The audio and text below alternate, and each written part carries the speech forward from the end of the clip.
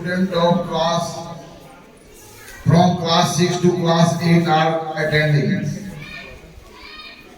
In this session, in this assembly, we will learn new concept which is related to our textbook, and we will learn how can we apply this concept in real life situation. So once again, before starting your morning assembly, what you have to do, you know very well. Your morning assembly start with loud clapping.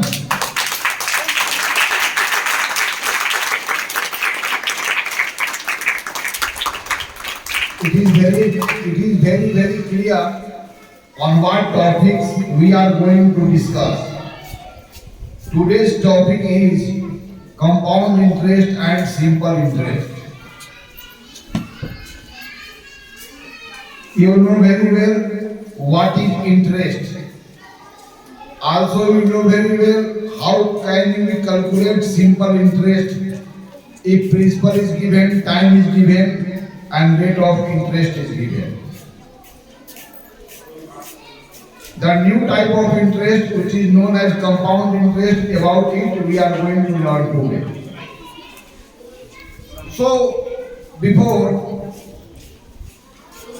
knowing how can we calculate compound interest, we should know the differences between these two terms at first.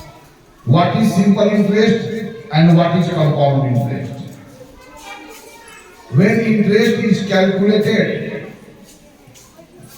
for each period on the same principal, then interest is said to be simple interest.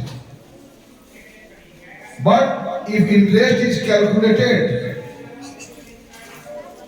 for each period on different principles, then this type of interest is said to be compound interest. So there are two kinds of interest in mathematics. One is simple interest, another is called compound interest.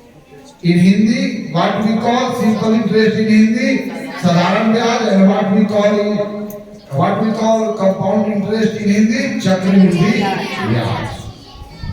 What is the difference between these two types of interest?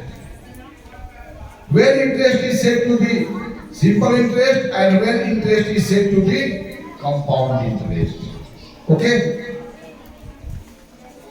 साधारण ब्याज, जब ब्याज की गणना प्रत्येक समय अंतराल में समान मूलधन पर की जाए, जब प्रत्येक समय अंतराल में ब्याज की गणना समान मूलधन पर की जाए, तब ऐसे ब्याज को क्या कहते हैं?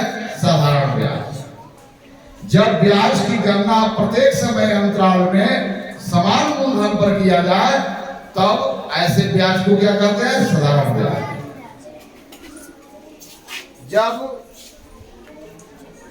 ब्याज की गणना प्रत्येक समय अवधि में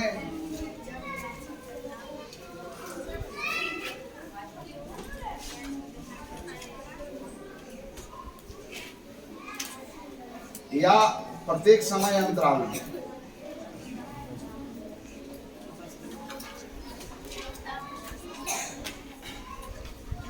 समान मूलधनों पर किया जाता है,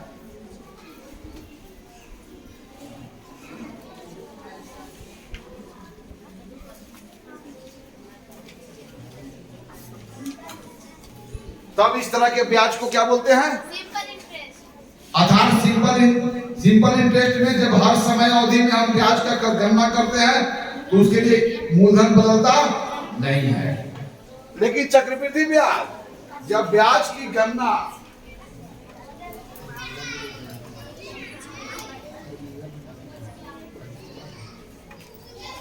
प्रत्येक समय अंतराल में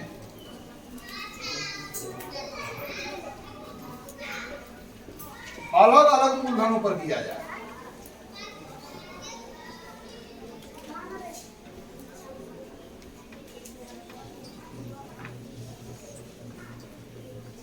तब ऐसे ब्याज को क्या बोलते हैं हम लोग? क्या बोलते हैं हम लोग? CI बोलते हैं ना।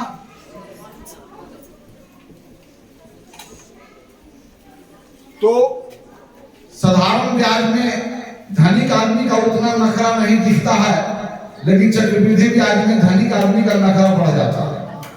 जैसे जैसे धन का महत्व बढ़ता गया और उस धन से व्यापार करने का अवसर बढ़ता गया, तो धनिक आदमी का नखरा बढ़ता गया। इस कारण धनिक आदमी अपनी ओर से अब कठोर से कठोर शब्द कर्जदार पर थोपता चला गया। अर्थात ब्याज की गणना जब अलग तरीकों से करते हैं और इस तरह से करते हैं कि हर समय अवधि में जो मूलधन है वो बदल जाता है। यानी कि किसी वर्ष का जो मिश्रधन है उससे अगले वर्ष के लिए क्या बन जाता है? मूलधन। यदि उस वर्ष भी नहीं चुका पाता है तो उस वर्ष के अंत का मिश्रधन अगले वर्ष का होता है, मूलधन बन जाता है। यानी किसी समय अंतराल का जो मूलधन है उसके पिछले समय अंतराल के अंत का जो मिश्रधन है वह मूलधन हो जाता है। इस कारण चक्रवृद्धि ब्याज में प्रत्येक समय अंतराल में मूलधन बड़ा से बड़ा हो जाता है। इसलिए ब्याज की दर कांस्टेंट रहने के बाद भी ब्याज क्या हो जाता है? बड़ा हो जाता है ना।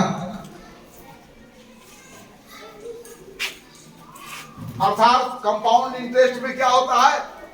किसी वर्ष के अंत का मिश्रधन उसके अगले वर्ष के लिए क्या होता है? मूलधन हो जाता है।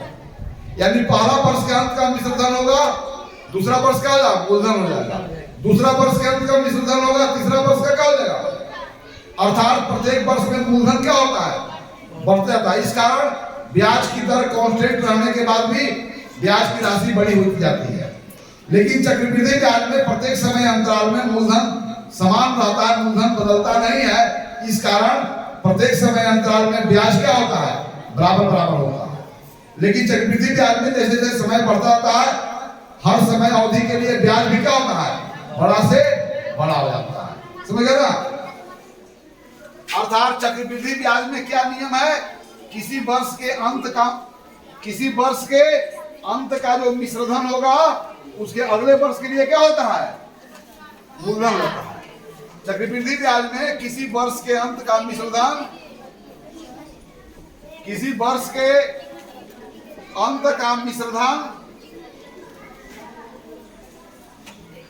अगले वर्ष का क्या हो जाता है? मूलधन हो जाता है। इस कारण प्रत्येक समय अवधि में मूलधन बड़ा से बड़ा होता जाता है। इसलिए ब्याज की दर नियत रहने के बाद भी, कांस्टेंट रहने के बाद भी ब्याज की राशि बड़ी होती जाती है। ओके, इतना बात समझ गया ना। तो आइए अब हम चक्रवृद्धि ब्याज की गणना कैसे करेंगे।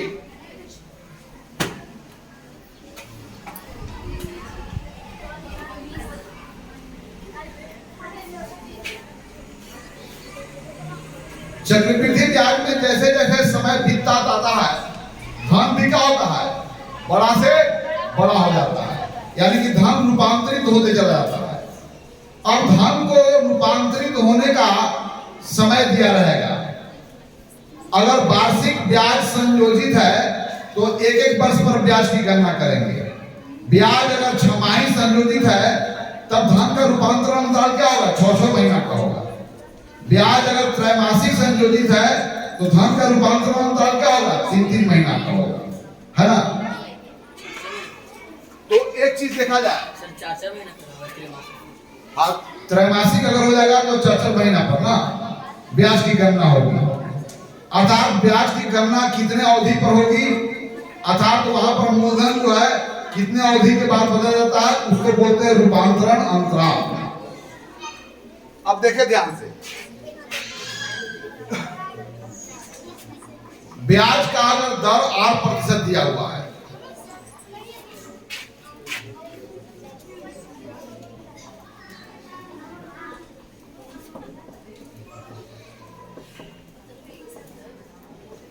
ब्याज का दर यदि 8% वार्षिक दिया हुआ है तो इसका मतलब है कि मूलधन 100 रुपया हो तो एक वर्ष का धन का यूज करते हैं तो एक वर्ष के बाद ब्याज के रूप में कितना लौटाना होगा? 5 रुपया। अतः यहाँ धन का रूपांतरण अंतराल क्या है? 1 वर्ष का है। धन कितना दिन में यहाँ पर बढ़ता है? 1 वर्ष में। तो यहाँ पर धन का रूपांतरण अंतराल क्या है? 1 वर्ष का। 1 वर्ष का जो अवधि है इस अवधि में धन बढ़ जाता है। यदि 1 वर्ष तक कर्जदार ने उसका धन का यूज किया तो उसका ब्याज भी कहाँ जाएगा? बदल जाएगा। अब देखिए मैं आपको बताया हूं कि ब्याज की दर या ब्याज प्रतिशत, लाभ की दर या लाभ प्रतिशत, हानि की दर या हानि प्रतिशत। तो जैसे लाभ और हानि की तुलना हमेशा क्रयमूल्य से करते हैं उसी प्रकार ब्याज का तुलना किससे किया जाता है? मूलधन से। अर्थात ब्याज मूलधन के साथ कैसे परिवर्तित होता है? How interest vary with its principal, it is called rate. तो यहाँ पर ब्याज के दर 8% वार्षिक है, मतलब ब्याज और मूलधन का अनुपात क्या लिखोगे? R बटा क्या लिखोगे? R बटा 100। अब यहाँ देखिए वास्तव में मूलधन 100 रुपया नहीं है, इसलिए वास्तविक ब्याज भी 8 रुपया नहीं है। यह सिर्फ तुलनात्मक रूप से दिया हुआ है कि मूलधन अगर 100 रुपया हो जाए तो संगत ब्याज 8 रुपया हो जाए। तो मान लो कि वास्तविक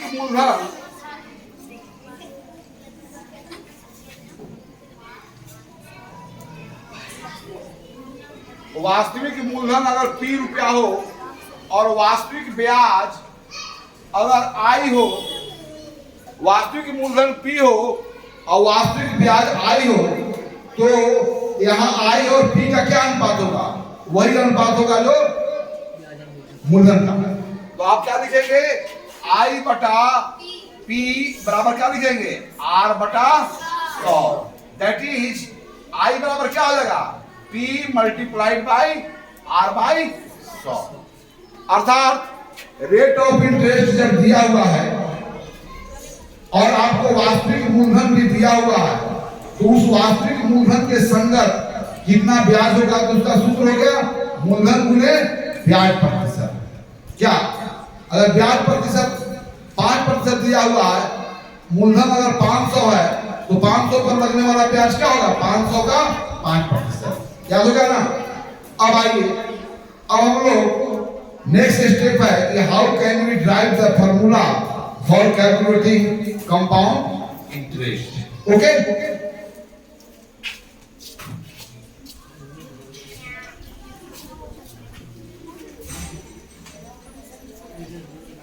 चलिए कंपाउंड इंटरेस्ट तो क्या क्या दिया रहेगा? प्रिंसिपल दिया रहेगा। Let's principal be P। माना मूलधन क्या है? P मान लो, प्रिंसिपल मूलधन P रुपया है। ब्याज का दर प्रतिशत यानी ब्याज प्रतिशत दिया हुआ है 8% वार्षिक। रूपांतरण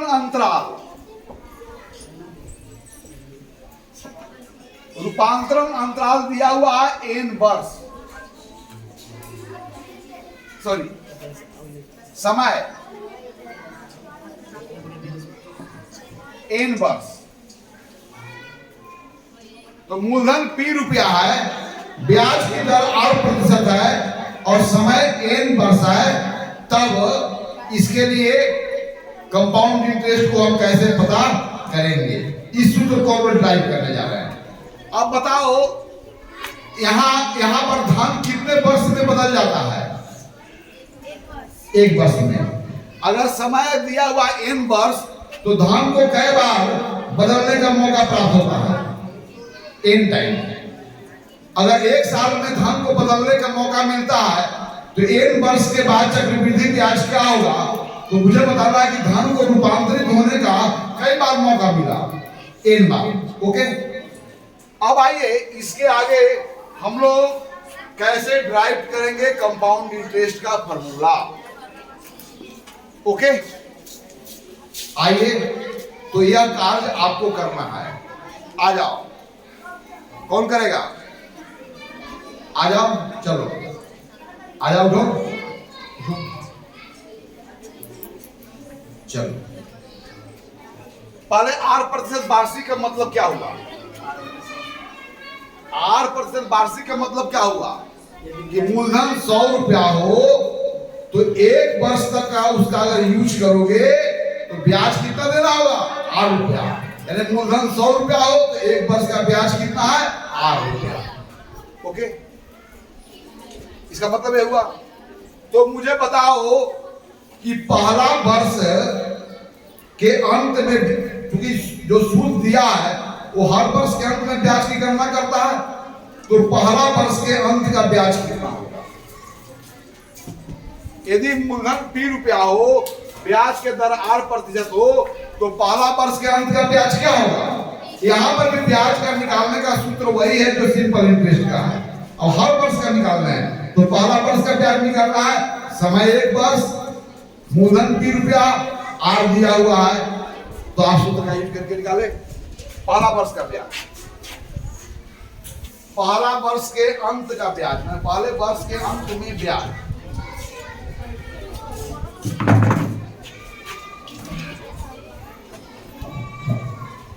हो गया।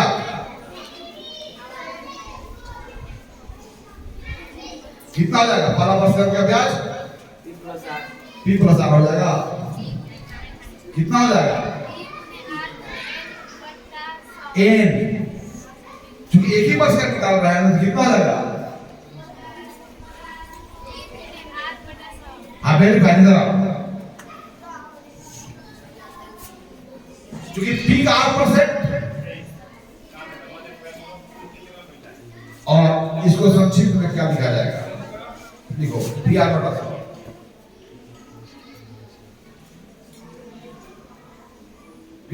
PR/100 लिखो डायरेक्ट।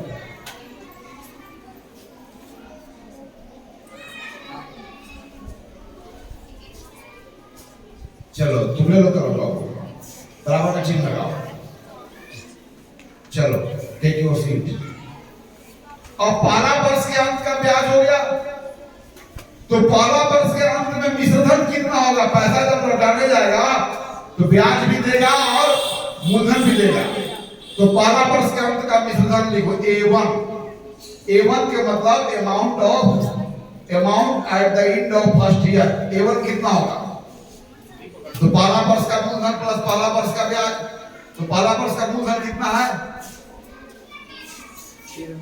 P रुपया लिखो, बराबर लिखो, ये बराबर P प्लस पहला वर्ष का ब्याज क्या होगा?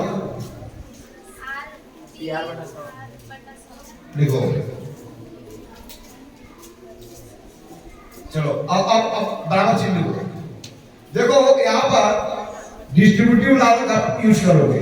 दोनों पदों में कौन संख्या है जो दोनों पदों में फैक्टर है, कॉमन फैक्टर है, तो P को कॉमन आओ, P को बाहर निकालो। तो जहां P को बाहर निकालोगे ना, आप ब्रैकेट दो,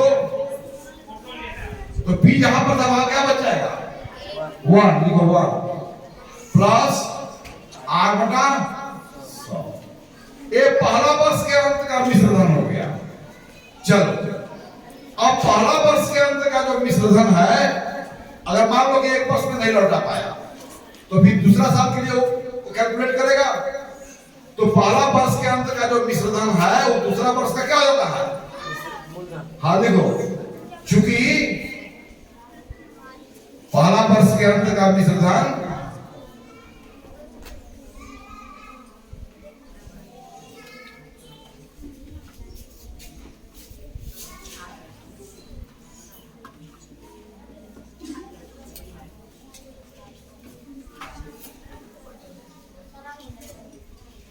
क्या हो जाएगा? दूसरा वर्ष के लिए क्या हो जाएगा? फर्स्ट पीरियड का जो होगा वो सेकंड पीरियड के लिए क्या हो जाएगा? लिखो दूसरा वर्ष का मूलधन, बराबर लिखो दूसरा वर्ष का मूलधन। भाई लिखते जाओ, सब ध्यान दो कैसे राइट होता है फॉर्मूला।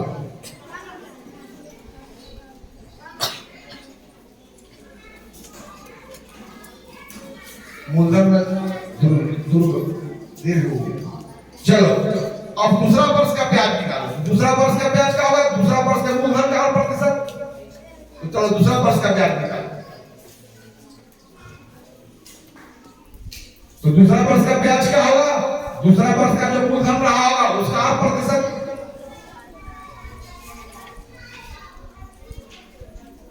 तो दूसरा वर्ष का लिखो। दूसरा वर्ष का मूलधन कौन है बोलो?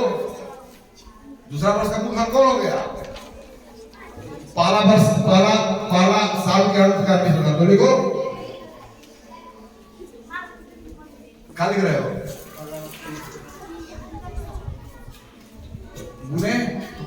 तो दूसरा वर्ष का पहला वर्ष का मूलधन दूसरा वर्ष का मूलधन हो गया। अब दूसरा वर्ष का ब्याज किस पर करना करता है? मूलधन पर ना। तो दूसरा वर्ष का ब्याज कितना हो गया? दूसरा वर्ष के मूलधन का 8%। लिखो दूसरा वर्ष का मूलधन क्या है? लिखो ना भाई, लिखते जाओ, कंटिन्यू करो। तो बराबर लिखो। का 8%, इसका 8%। ये तो मूलधन हो गया ना। वास्तविक मूलधन बटा ब्याज बटा वास्तविक मूलधन बराबर 8/100। तो ऊपर लगा जाएगा 1/8/100 हो जाएगा। अरे भैया वास्तविक मूलधन बटा वास्तविक ब्याज बटा वास्तविक मूलधन का अनुपात क्या होगा? 8/। तो चलो तो वास्तविक ब्याज और क्या हो जाएगा? वास्तविक मूलधन गुणे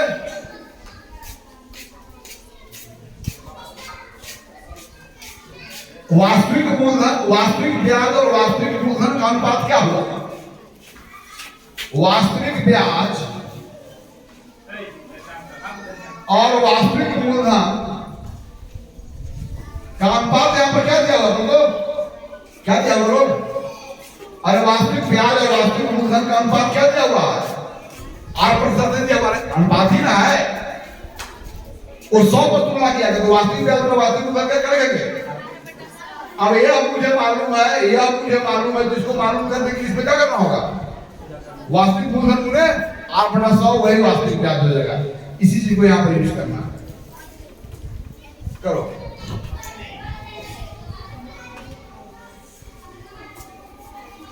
अब यह हुआ ना मूलधन इसका 8% लिखो गुणे 8/100।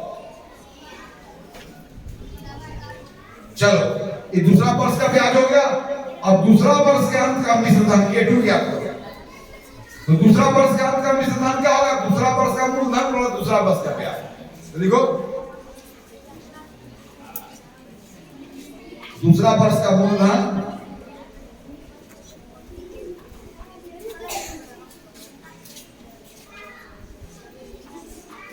अब प्लस दूसरा वर्ष का ब्याज।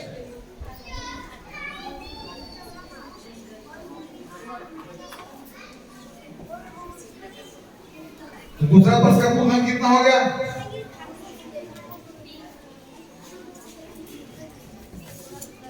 जाओ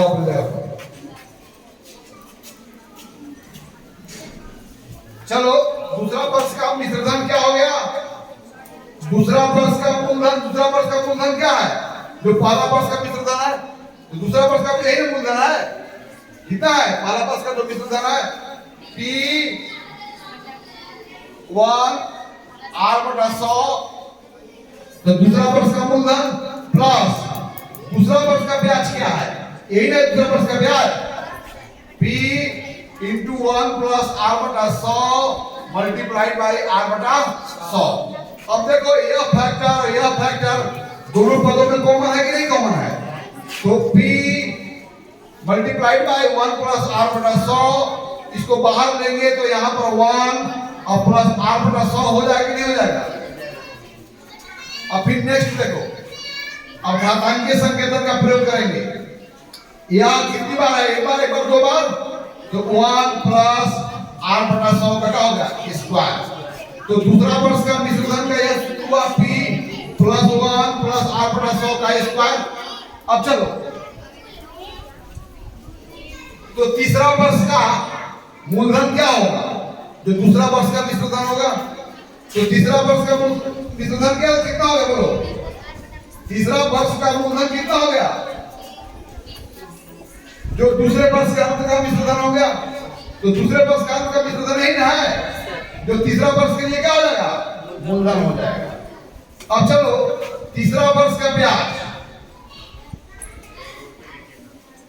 अब तीसरा वर्ष का जो ब्याज है वो तीसरा वर्ष के मूलधन का 8%। तो तीसरा वर्ष के मूलधन का 8% होगा। तीसरा मूलधन का 8% होगा नहीं। अब तीसरा वर्ष का मूलधन क्या है? 1 प्लस 1/8/100 का स्क्वायर और गुणे 8/100। अब चलो तो तीसरा वर्ष का अंत का मिश्र धन क्या हुआ? That is A3।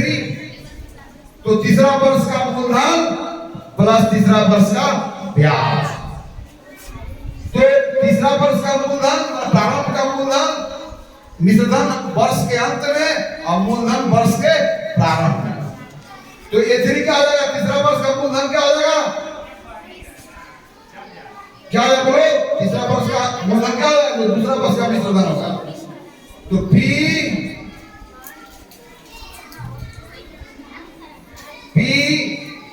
Into 1 plus 8/100 का स्क्वायर, यह तो मूलधन हो गया और यह ब्याज हो गया। P इंटू 1 प्लस 8/100 का स्क्वायर मल्टीप्लाइड बाई 8/100। अब देखो दोनों पदों में यह कॉमन है कि नहीं कॉमन है? इसको बाहर निकालेंगे। 1 प्लस 8/100 का स्क्वायर, यहाँ पर क्या 1 प्लस 8/100 क्या हो जाएगा? 100। That is P into 1 plus 8/100 का पावर कितना? 3। तो देखो यहाँ पर पैटर्न देखो। A3 तीसरे वर्ष का अंत का मिश्र धन क्या हुआ? तीसरे मूलधन प्रारंभिक मूलधन गुणे 1 प्लस 8/100 टू द पावर 3। तो इसी प्रकार यहाँ पर पैटर्न को आप फॉलो किए। अब इस पैटर्न को फॉलो करने के बाद आप अब लिख सकते हैं कि n अर्थात धन जब n टाइम ट्रांसफर्ड हुआ होगा, यानी नंबर ऑफ ट्रांसफर पीरियड जो n टाइम्स है, यानी कि n टाइम्स धन को बढ़ने का मौका मिला, तो nवें वर्ष के अंत का मिश्र धन क्या होगा? तो इससे क्या निकाला? nवां वर्ष के अंत का मिश्र धन का सूत्र क्या हो जाएगा? बोलो। प्रारंभिक मूलधन गुणे 1 प्लस 8/100 और टू दी पावर n। तो दूसरे वर्ष का अंत का मिश्र धन क्या होगा? P plus 1/8 to the power 100 का पावर 2। तीसरे वर्ष का क्या होगा? 1 प्लस 8/100 के पावर 3। चौथे वर्ष का क्या होगा? P इंटू 1 प्लस 8/100 के पावर 4। तो यह सूत्र कैसे ड्राइव हुआ आपने देखा। इसमें यही देखा कि चक्रवृद्धि ब्याज की जब गणना होती है तो प्रत्येक समय अवधि के लिए मूलधन अलग अलग होगा। आपने ये भी देखा कि चक्रवृद्धि ब्याज की जब गणना होती है तो किसी भी समय अवधि का जो मूलधन है उसके पिछले समय अवधि का क्या होता है? मिश्रधन है। यानी किसी समय अवधि के अंत का जो मिश्रधन होता है अगला समय अवधि के लिए क्या होता है? मूलधन होता है। अब देखो, अर्थात यदि आपको P दिया हुआ है, रेट ऑफ इंटरेस्ट दिया हुआ है, टाइम दिया हुआ है, तो यहां पर आप टाइम दिया हुआ है तो T वर्ष के अंत का मिश्रधन क्या हो गया? T वर्ष के अंत का मिश्रधन कितना आ जाए? बोलो। P into 1 plus 8/100 to the power क्या है? T। अब T के बदले में हम लोग यहाँ पर n लिखते हैं, क्योंकि यहाँ पर n है रूपांतरण अंतराल। अगर यहाँ पर रहता कि ब्याज 6% अर्धवार्षिक है और समय रहता है आपको T बराबर 8 वर्ष, तो बताओ कि यहाँ 6 महीना पर ब्याज जुट जाता है तो समय 8 वर्ष है, तो 8 वर्ष में धन को कई बार बदलने का मौका मिलता है।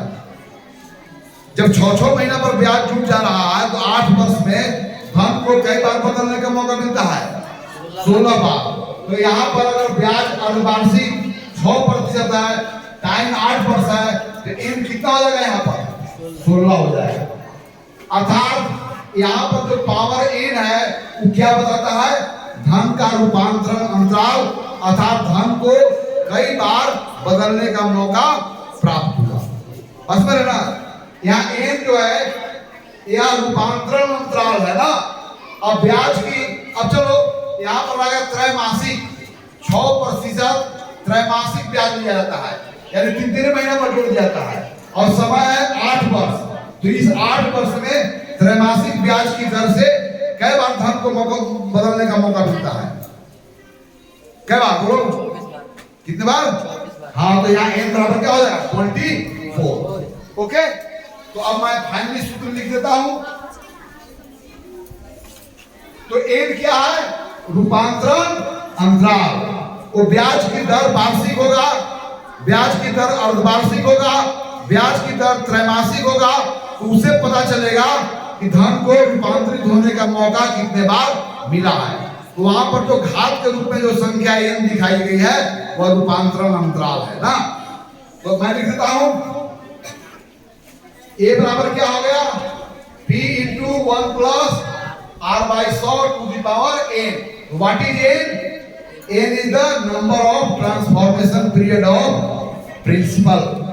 मूलधन को कई बार नया मूलधन बनने का अवसर मिला।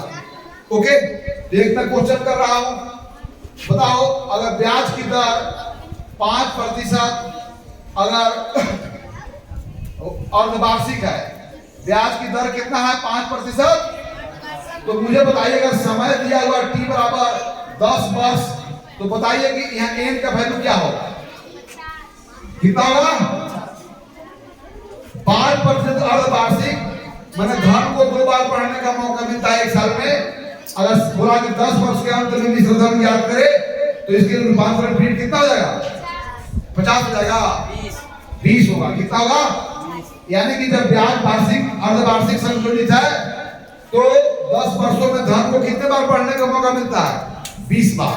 तो यहाँ पावर कितना होगा? 20। हर्ष लगा ना? अब देखिए जरा, अब a बराबर हो गया यह p प्लस 1 प्लस r/100 और चक्रवृद्धि ब्याज, चक्रवृद्धि यानी ब्याज के रूप में कितना पैसा अदा किया गया है। तो प्रारंभिक मूलधन और अंतिम मिश्र धन का जो अंतर होगा वो ब्याज के रूप में बताई जाएगी कितनी राशि दी गई है ना। तब यहाँ पर क्या लिखेंगे? चक्रवृद्धि ब्याज बराबर क्या लिखेंगे? मिश्र धन और माइनस मूलधन। मिश्र धन कितना है? p into 1 plus r/100 to the power n और माइनस मूलधन कितना है? p रुपया। तो देखो दोनों में p कॉमन है, p को बाहर निकाल देंगे तो एक फैक्टर हो जाएगा 1 प्लस r/100 का n और माइनस 1। यह आपका हुआ चक्रवृद्धि ब्याज का सूत्र, यानी कि चक्रवृद्धि ब्याज p into 1 plus r/100 minus 1 करेंगे तो आपको जो वैल्यू प्राप्त होगा वो प्रत्येक समय अंतराल में अलग अलग जो चक्रवृद्धि ब्याज दिया गया उनका सम टोटल पता चलता है इस सूत्र के द्वारा ना।